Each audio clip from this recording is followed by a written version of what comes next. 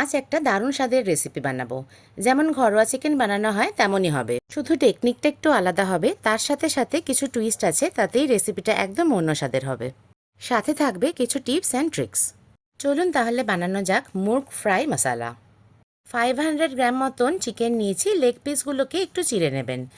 এটা আমি এখানে উইথ বোনই বানাচ্ছি। এটা উইথ বোনই আমার খেতে ভালো লাগে, আপনারা চাইলে উইদাউট বোনও নিতে পারেন। এতে দিতে হবে আদা বাটা 1 টিস্পুন, রসুন বাটা 1 টিস্পুন, হলুদ, কাশ্মীরি লাল লঙ্কার গুঁড়ো, শুকনো লঙ্কার গুঁড়ো। এখানে শুকনো লঙ্কার গুঁড়োটা কিন্তু স্কিপ করবেন না, এই রান্নাটা একটু স্পাইসি খেতেই ভালো লাগে। জিরের গুঁড়ো, তার সাথে সাথে ধনের গুঁড়ো। ধনের গুঁড়োর পরিমাণটা একটু বেশি রাখবেন জিরের গুঁড়োর থেকে। দেবেন স্বাদ অনুযায়ী নুন। সব দিয়ে ভালো করে মেখে রাখতে হবে। অন্তত 2 থেকে 3 ঘন্টা ম্যারিনেট করে রাখবেন, তাহলেই খুব ভালো হয়। যদি রাতে রান্নাটা বানান, তাহলে যদি দিনে আপনারা ম্যারিনেট করে রাখেন তাহলে সবচেয়ে ভালো। এখন এরকম একটা ফ্ল্যাট তাওয়া নিয়ে নেবেন। আমি এখানে রিফাইন অয়েল ইউজ করেছি।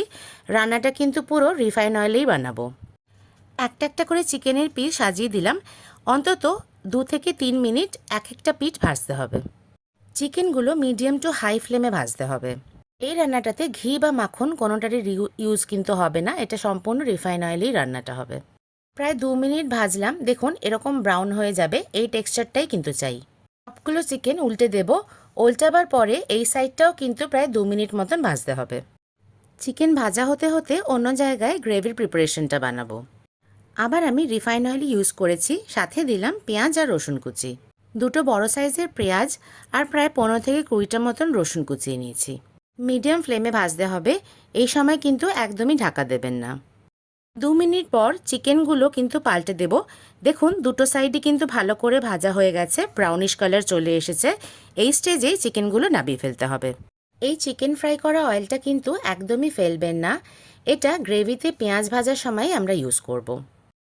পেঁয়াজ আর রসুনটাকে কিন্তু খুব ভালো করে ভাজতে হবে। দিলাম আদা বাটা 1 টিস্পুন, লঙ্কা বাটা 1/2 টিস্পুন। একটু নাড়াচাড়া করেই দিয়ে দিতে হবে নুন। মনে রাখতে হবে রান্নাটা এই স্টেজে একদমই ঢাকা দেবেন না, শুধু ভাজাই হবে।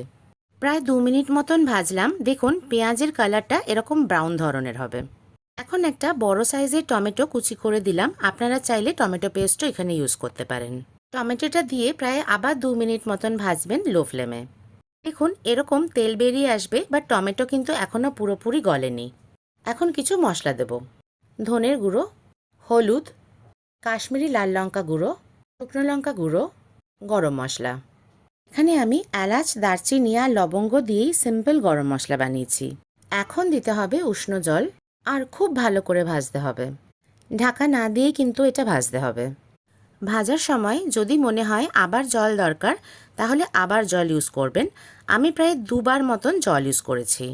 2-3 মিনিট পরেই এরকমভাবে কিন্তু তেল বেরিয়ে আসবে।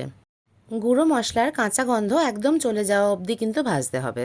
এখন দিলাম 1/2 কাপ মতন টক দই আর দিলাম ফ্রেশ ক্রিম। কন্টিনিউ নাড়তে হবে যাতে দইটা ফেটে না যায়। 1 মিনিট পর ফ্রাই করা চিকেন দিয়ে দেবেন। মশলার সাথে চিকেনগুলো খুব ভালো করে মিক্স করে নিতে হবে।